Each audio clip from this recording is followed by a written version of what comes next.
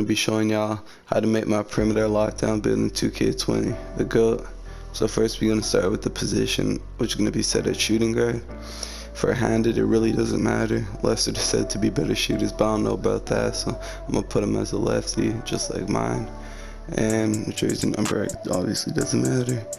So first we're going to start with this pie chart here, and we're going to want to go with shooting and defense.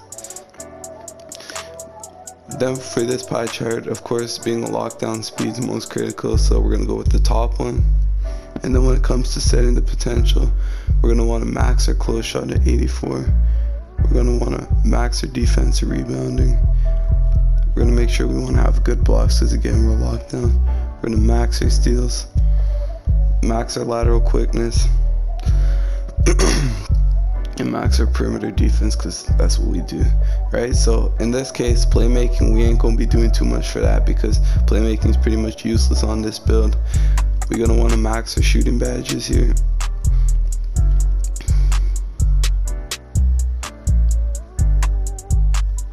And then once we get up here, we're going to put this to 74. Put this to 78.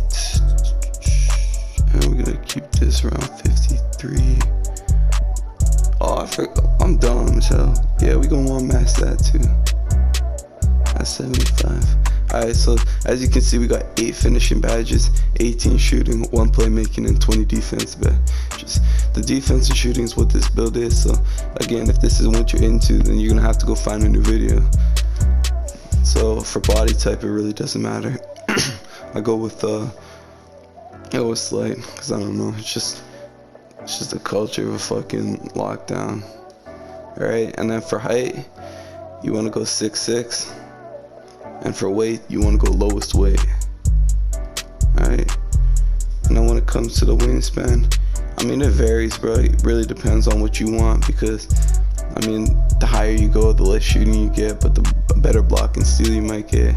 And then the lower you go, the more shooting. But I like to put it around 82.7 because not much change, nothing really changes, you know. It's just default.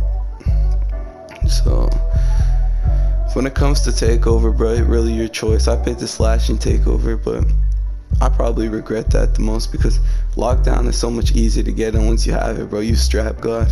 Shooting doesn't really matter because you're gonna hit regardless, and if you get shooting, like winning a game, are you gonna be pulling up, you know, fading, doing whatever, you know?